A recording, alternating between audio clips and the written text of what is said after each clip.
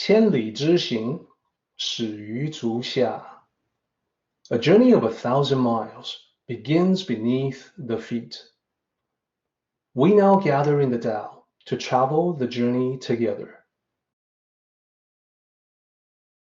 Welcome to Tao Talks with Derek Lin, where we take a deep dive into the Tao Te Ching by Lao Tzu.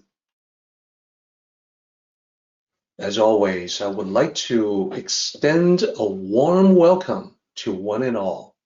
Thank you for joining us.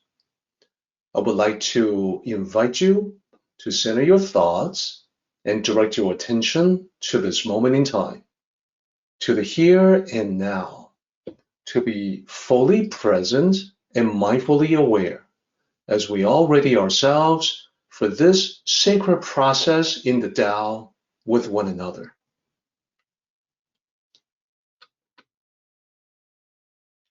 So here, what I'm doing is that I'm using parchment, and then I have the left part of it here, the right part of it here.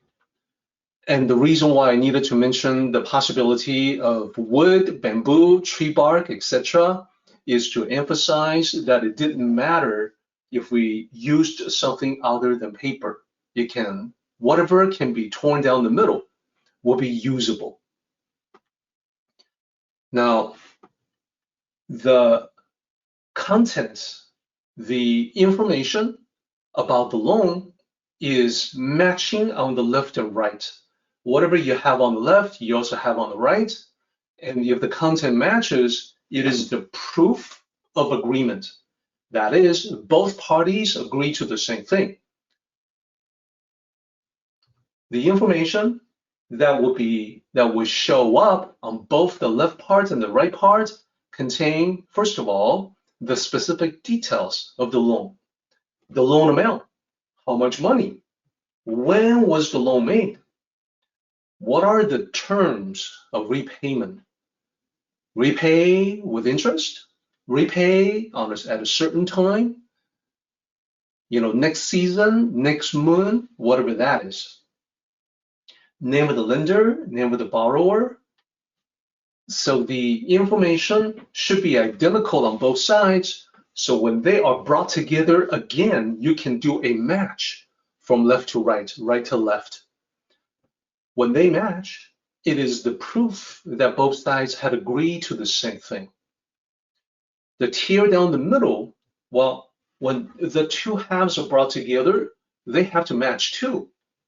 That tier should not be even. Ideally, should be jagged so that you can have a match that proves the authenticity of the two halves, that they belong together, that it hasn't been forged.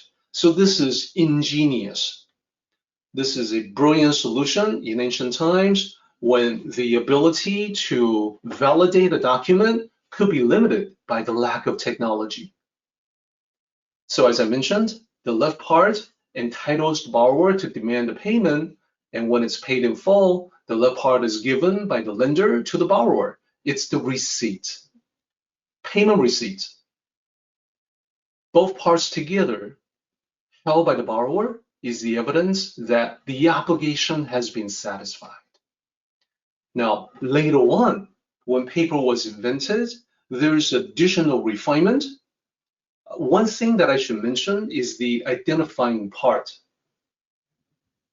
Okay, so you see examples here of a personal name seal. This is like a personal stamp. So that's how the ancient Chinese would oftentimes do their signature.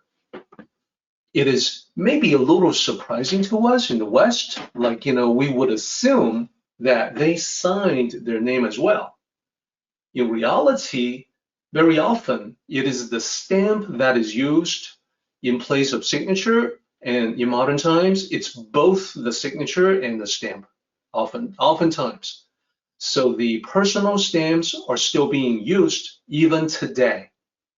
The reason why they were invented in the distant past is because the ancient Chinese figured out pretty quickly that forging a stamp would be more troublesome and time-consuming and impractical than forging someone's signature. When I say it like that, when I point it out that way, it seems obvious. Like today, anyone can just, copy another signature. Now we have other ways of validating transactions, so it's not a big problem for us. But for the ancient Chinese, they did figure out that if they were to create this as a requirement, so for instance, if you were a highly placed official, you would definitely validate the documents that you work on with a stamp like this. Seeing that stamp on a document, and you see many examples of that in, for instance, ancient Chinese painting. You'll see a stamp that looks kind of like this, and that's because the painter, the artist, was signing his work by using the stamp. Now, this system is, of course, not well known or used at all in the West. In ancient times, in the Western world, there was the seal that was applied to wax.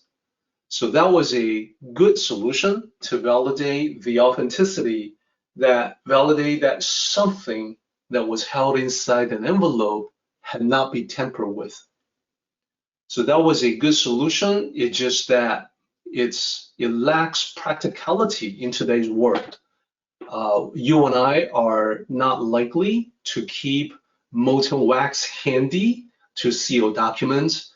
Nobody does it, pretty much. The difference is today, personal stamps are being used. It comes in handy in a situation where the signer, the signatory, perhaps is illiterate, doesn't know writing, and therefore unable to write his or her name. In the West, we say, make your mark. It can just be a mark that you make with something that serves as signature. In Asian cultures, it's the stamp, which is a better solution, in my opinion. So moving right along, let's talk about the significance of holding the left contract.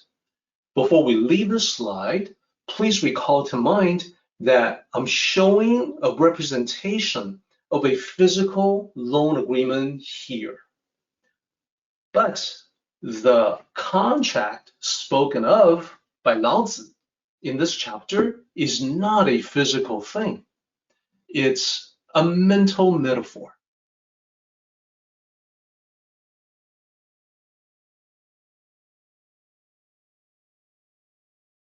Our meeting has come to an end, but the journey continues on.